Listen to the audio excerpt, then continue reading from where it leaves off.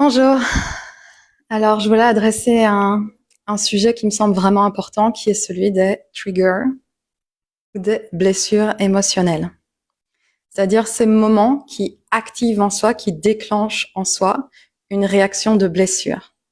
Une réaction émotionnelle qui peut être celle euh, d'une grande tristesse, d'une colère, d'une grande frustration, d'une irritation. Et soit dit en passant, il n'y a aucun mal avec toutes ces émotions, il n'y a aucun mal en tant que tel avec ces émotions. Ce qu'on cherche ici à régler en quelque sorte ou à dépasser, c'est l'enclenchement de ces schémas continus en soi. Ce qu'il faut comprendre, c'est que ces triggers, ces réactions émotionnelles mécaniques automatiques habituelles, déjà percevoir que c'est quelque chose qui vient entraver l'expression de son soi authentique conscient. Ok, c'est pas quelque chose qui vient servir l'expression épanouie de soi, ni servir notre ressourcement, servir notre confiance en soi. Je pense qu'on est tous d'accord que nos triggers sont des liens, des lieux de blessures profondément ancrés en soi, dans notre subconscient. Et quand une situation vient les toucher, les raviver, notre subconscient prend également le dessus et émet une réaction, engrange une réaction de défense, de préservation de soi, qui elle aussi est subconsciente. Il va faire que quand on est dans son trigger, dans cette réaction, plus subconsciente que consciente, on est en perte de contrôle de soi, perte d'emprise sur soi et perte de repère sur qui je suis. Ok. Alors,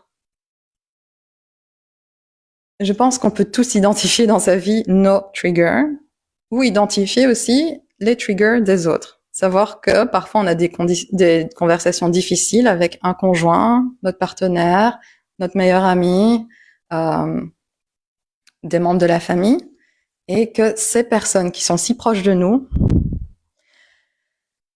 de par leur interaction, peut-être c'est le ton de la voix, peut-être c'est le sujet de la conversation, réveille en soi une blessure émotionnelle due à notre histoire, peut-être histoire entre cette personne et moi, ou mon histoire passée. Et c'est valide évidemment pour la personne qui est en face de soi. On a tous des triggers, des lieux de blessure émotionnelle intérieure et subconsciente, profondément enracinés en soi. Conscientisons aussi le fait que l'énergie du subconscient est énorme. C'est une très grande énergie. Et quand cette blessure est activée, je pense qu'on constate tous qu'il est très difficile sur le moment de la mettre sur pause, cette énergie, et de choisir une autre réaction. Quand on est dans l'énergie du subconscient, on est dans la réactivité émotionnelle. Quand on est dans son soi centré dans sa conscience, dans son soi authentique, sa voix authentique, on est dans la réponse. Okay. Quand on est centré en conscience en soi, on est comme dans un champ de réponses possibles. Et on va faire le choix de consciemment, je fais ce choix de comment je vais répondre à cette situation ou à cette personne. Tandis que quand je suis dans mon trigger, dans ma réactivité émotionnelle, je n'ai plus le choix. Est-ce que vous pouvez percevoir ça en vous, dans vos propres automatismes et mécanismes? Quand je suis dans mon trigger, dans ma réaction émotionnelle, quelque chose de plus fort de moi, plus fort que moi, je n'ai pas le choix, il y a quelque chose qui me contrôle, qui répond à ma place, qui réagit, donc qui réagit à ma place.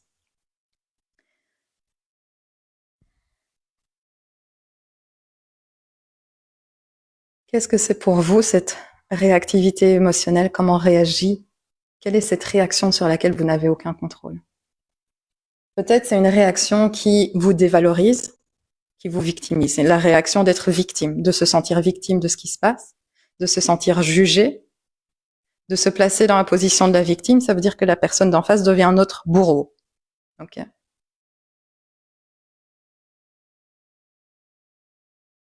Ou peut-être c'est une réaction émotionnelle, empreinte de colère, de grande frustration, de besoin de dire tu recules, tu dégages. Okay. Et même si c'est absolument nécessaire d'être capable de dire aux autres quelles sont nos limites, on voit que l'énergie, là, elle est différente. Quand on est dans l'incarnation de nos frontières, de notre énergie de défense consciente, il y a un calme intérieur. On sait qu'on peut faire le choix de nos mots, de la manière dont on établit nos frontières. Quand on est dans le trigger, dans la blessure émotionnelle, il n'y a pas de calme, il n'y a pas d'ancrage. Il y a juste la réactivité. Okay, quelque chose qui va plus vite que soi et qui est plus fort que soi. Donc, conscientisez ça pour vous-même si c'est quelque chose que vous vous demandez comment est-ce que je fais face à mes triggers, comment est-ce que j'arrête de perdre l'emprise en quelque sorte. Et même si les termes d'emprise, de contrôle sont un peu mal connotés parce qu'on se dit mais en fait on a le contrôle de rien dans la vie et certes c'est vrai, mais on veut tous être capables de se donner le choix de comment est-ce qu'on réagit, de comment est-ce qu'on répond à une situation. Je pense que c'est tous un choix qu'on veut faire pour soi parce que ça enracine notre souveraineté. Ça nous donne plus d'accès à notre souveraineté et donc plus d'accès à nos frontières et donc plus d'accès à notre paix intérieure et à notre soi authentique. D'être en confiance, en sécurité avec soi-même et ce qu'on ressent. Okay, un peu comme ça qu'il faut comprendre la manière dont j'emploie le terme d'emprise et de contrôle sur soi dans ce partage. Alors, si tu t'identifies que tu as également des triggers dans ta vie qui servent pas ton épanouissement tout simplement, qui génèrent beaucoup d'anxiété au quotidien pour toi ou sur des périodes trop longues, mon invitation, c'est déjà dans les partages gratuits que j'ai créés, dans les ressources gratuites que j'ai créées. Dernièrement, j'ai partagé un guide gratuit sur les frontières qui va pouvoir t'aider. Parce que face à nos triggers, on doit être conscient de l'incarnation consciente. On doit être conscient de l'incarnation de nos frontières parce que nos triggers sont activés la plupart du temps dans nos relations avec autrui. Ok. Donc tu peux télécharger ce guide. Je vais essayer de mettre le lien quelque part dans les commentaires. Mais je t'invite également à conscientiser deux capacités qui te sont importantes pour suspendre le moment de la réaction émotionnelle que tu es en train d'avoir. Ces deux capacités sont celles de l'écoute, de la pause, okay, pour faciliter une suspension de la réaction. L'écoute est très importante parce que ça veut dire que la pause qu'on est en train de faire n'est pas une pause de rejet des informations sensorielles qui nous parviennent. C'est pas une pause de rejet de la personne qui est en face de soi. C'est une pause de l'activation de la réponse émotionnelle, de la réactivité émotionnelle en soi. C'est la pause du trigger. J'ai partagé un petit live sur le sujet. Je vais également le mettre en commentaire. Mais également, demain va parvenir sur l'espace membre, recharge intérieure, un espace de pratique contemplative et somatique, qui a un espace membership, donc sous accès mensuel. J'ai partagé 3 outils. C'est une pratique que je viens d'enregistrer qui va parvenir demain sur l'espace, où on apprend d'abord, on apprend plusieurs outils. On apprend à revivre un certain moment de réactivité émotionnelle avec un outil qui nous permet de laisser ça couler en soi. On apprend un second outil qui est celui de la vue périphérique, pour apprendre à sortir de sa blessure émotionnelle et retrouver un calme intérieur qui nous permet de faire un choix différent que celui de la réaction émotionnelle face à une situation activante.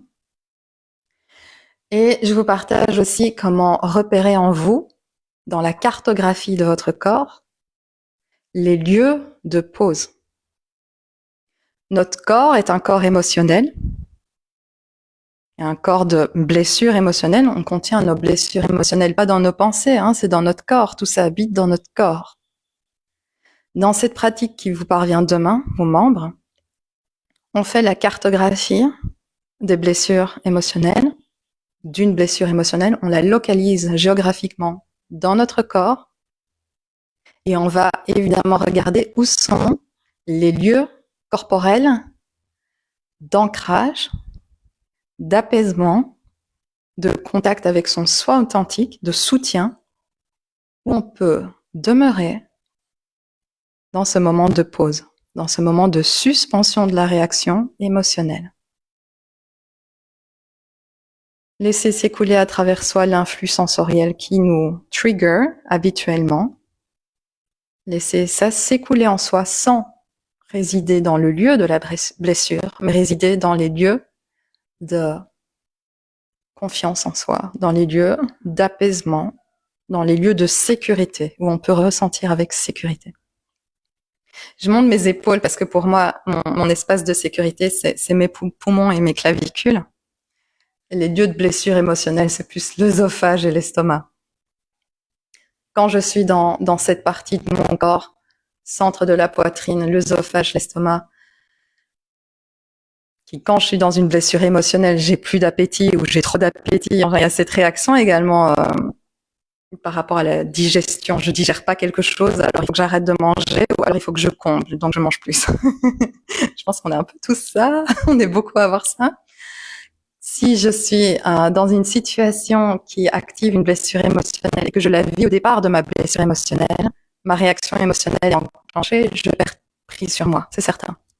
Si j'apprends à être dans les espaces sécurisants de mon corps, où je peux observer cet influx d'informations sans m'y identifier, sans venir ouvrir ma blessure, je dépasse mon trigger.